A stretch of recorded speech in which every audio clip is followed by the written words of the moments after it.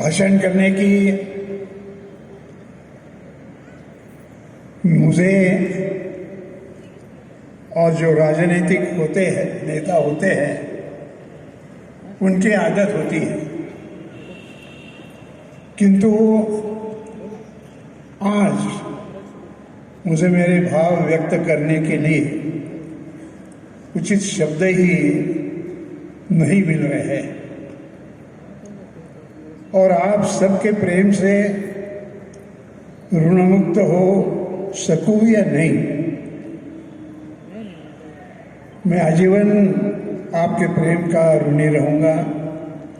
मैं मानता हूं कि आदरणीय राष्ट्रपति महोदया ने पद्म भूषण के लिए मुझे इस प्रेम की अभिव्यक्ति के लिए मनोनीत किया है और मैं उनका कृतज्ञ हूं।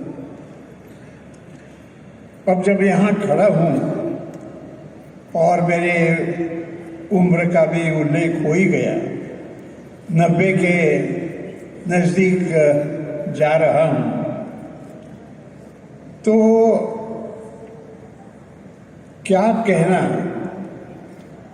इस प्रकार से मेरे मन में जरूर आता है।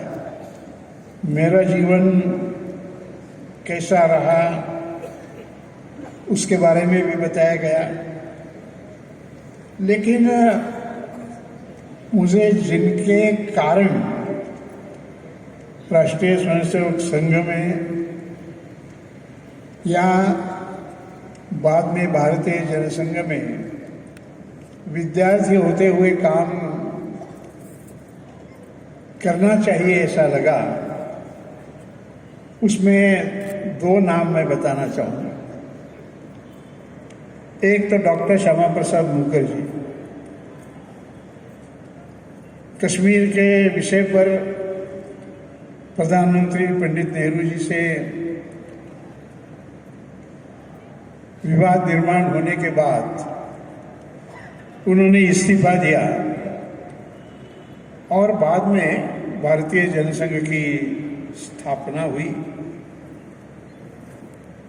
और ये मैं क्यों करने के लिए आया हूँ और भारतीय जनसंघ क्या है, इस प्रकार का देश भर में उनका दौरा था।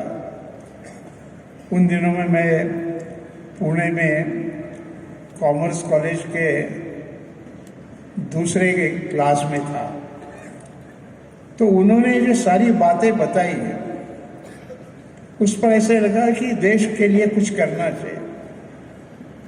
और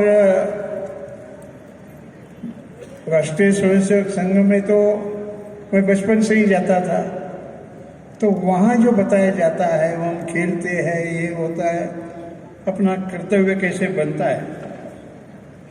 और इस भूमिका में मुझे लगा कि मैंने राजनीति में काम करना चाहिए।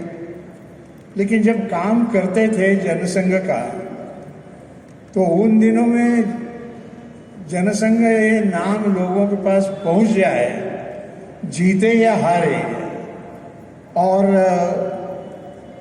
इस भूमिका में लड़ते थे। और मैं तो मुंबई का संगठन मंत्री हो गया, अच्छी नौकरी छोड़कर। कई लोगों ने मुझे कहा कि भाई आप पगले हैं, इतनी अच्छी नौकरी आपके पास है और आप वो छोड़कर जनसंघ के संगठन मंत्री होकर तो जनसंघ में कुछ चुनकर भी नहीं आता है। इस प्रकार की बात होते हुए भी मैंने वह निर्णय किया और हम उसमें खुशी मानते थे कि हमारा कैंडिडेट का डिपॉजिट बच गया, तो हमको जीत गए हम। इस प्रकार का आनंद, वहाँ से आज हम कहाँ पहुँचे हैं, यह एक महोदय की बात। और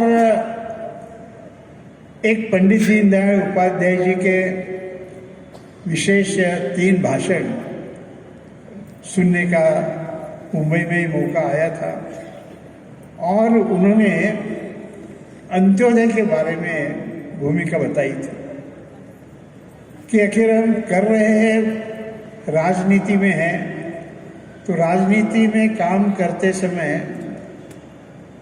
आपका ध्येय जो अंत्योदय है, सबसे नीचे है, उसके लिए कैसे आप काम कर सकते हैं, उसकी समस्या कैसे छुड़ा सकते हैं, इस पर आप लक्ष्य दीजिए, ख्याल करिए। और जो कुष्ठ पीड़ितों की बात हुई ना, वो कुष्ठ पीड़ितों की बात तो यही है कि 2 मत मिले तो ही वोट मिले, और 2 वोट मिले तो फिर बाद में उनको मिलने के लिए गया। क्योंकि मैं बोरीवली से लड़ रहा था, बोरीवली का मेरा, वैसे मैं तो गोरेगांव में था, लेकिन वो जनता पार्टी का सब जमाना चल रहा था। उस समय पर मृणाल गौरी सांसद थी, तो मृणाल गौरी जी ने कहा, रामो आपको क्या है, आप कहाँ भी जाएंगे तो आपके लिए कार्यकर्ता काम करेंगे। लेकिन वो बाबूराव सामंत करके थे, वो केवल गोरे था, उस गाँव तक सीमित हैं, और इसलिए मैं